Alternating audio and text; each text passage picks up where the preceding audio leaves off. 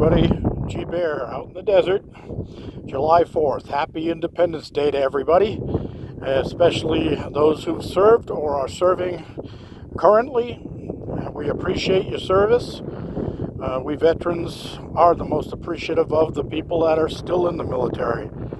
Anyway, I want to show you what I got done. Most of this was done yesterday. I kind of took it light today. I had to run to town. I didn't get back until 12:30, and it was already well past 100 degrees, and it was windy and just not really good working conditions. So I kind of took it easy. I did a few things. Anyway, what we're looking at here is a timer.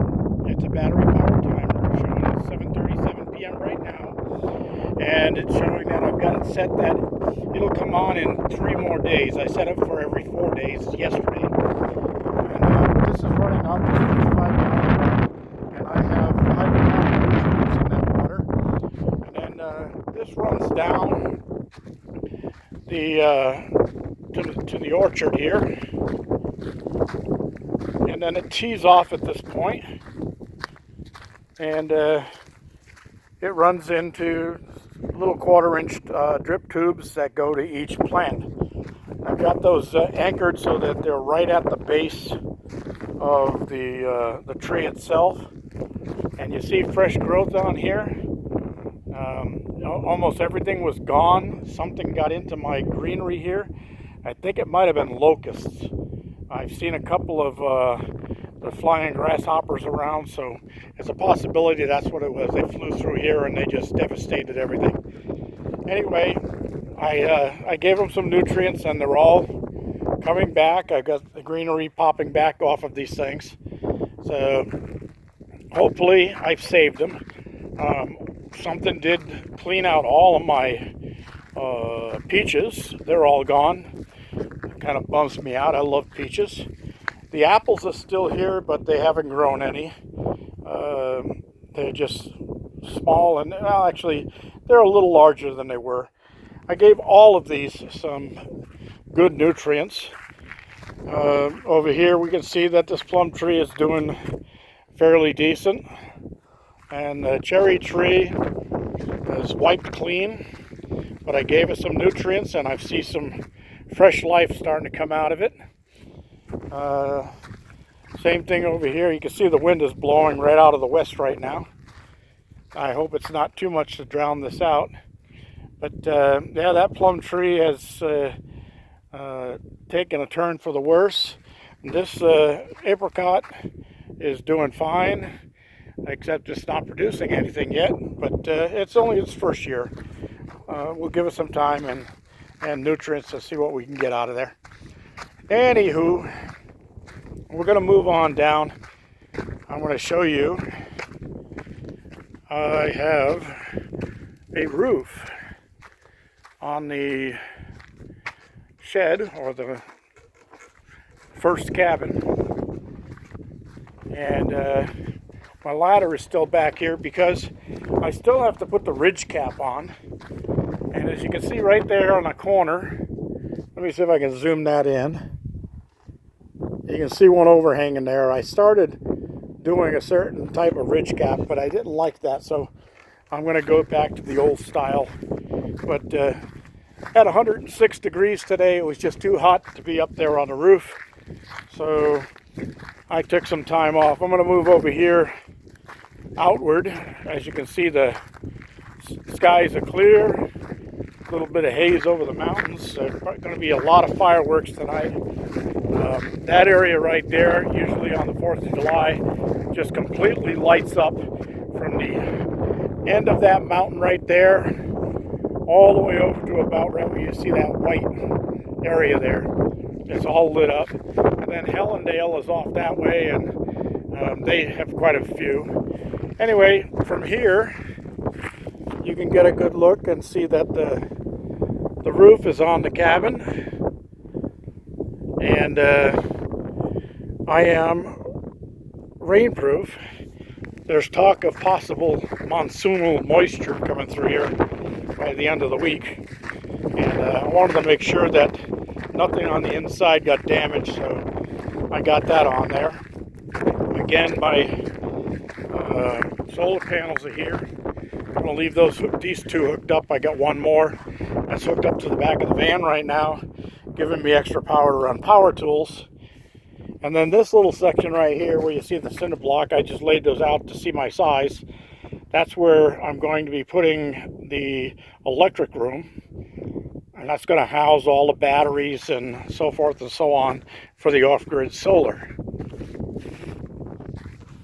As you can see, they come over. There's my antenna laying down because I had to untie it from the ladder to use the ladder.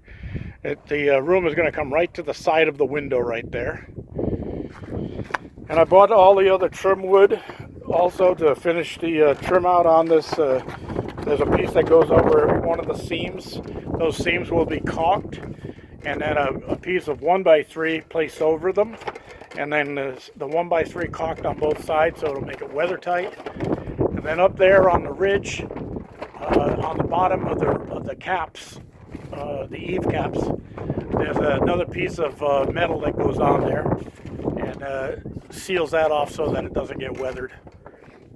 All right, so let's see if we can go inside here. And it's cooling down. I might have to go get a sweater. It's 94 or 94.8. Humidity's low though, so dry heat, right? Anyway, I did some more wiring. I got one of my light fixtures up there above the sink, and I got this water bottle over at Winco today. I love that place. They have a purified water machine in there. Reverse osmosis, cleans up the water really well. And it's about the best tasting purified water I've tasted for a long, long time. So the bottle was only $6, and the first filling is free, and then they give you this sticker so that when you come back, you don't pay for the bottle. You just pay 25 cents a gallon for water, which is acceptable. And then I got this little faucet that screws into it, makes it easy. It's about the neck of that is just right to fit inside of a plastic water bottle, and I can refill 1 gallon bottles or even the 16-ounce bottles off of that. Anyway, my two batteries here, we're holding up really well, and we're down to 12.9 volts right now. The sun is about to set, but 12.6 is full batteries, and as you can see, it is still showing charging here, and the red charge light is on, so I'm still actually bringing a charge in. Not very much, but it's enough to keep the batteries up above normal.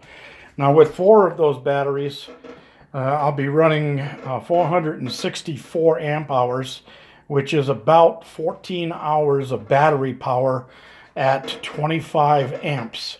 So if I was running a single breaker off of there, a 20 amp breaker, and I'm running a freezer, which I'm going to be bringing up, my chest freezer is going to sit right here, and I've got the receptacle sitting right there to go in. That will run that freezer without a problem all day and all night. But I put it on a timer because I don't need it running at night. I just need it running during the day while the solar panels are giving me a 14.1 volt charge on there. A lot of extra electricity. Why not utilize it to freeze everything? And as long as I'm not opening the freezer, everything stays frozen inside overnight. And then it kicks on in the morning as soon as the sun hits the solar panels. Heck, I'm doing it at home right now in Tustin in my backyard, and it's working out fine. And it gives me gallon bottles of water. I stick those in my regular refrigerator, and it keeps that from running as often. And I've lowered my electric bill just running a portion of my house at home off of my off-grid solar and 8 batteries. I got 8 of these batteries in the system, and a controller almost like this, but it's a modified sine wave. This is pure sine wave, and this is a low frequency. It's a much better unit.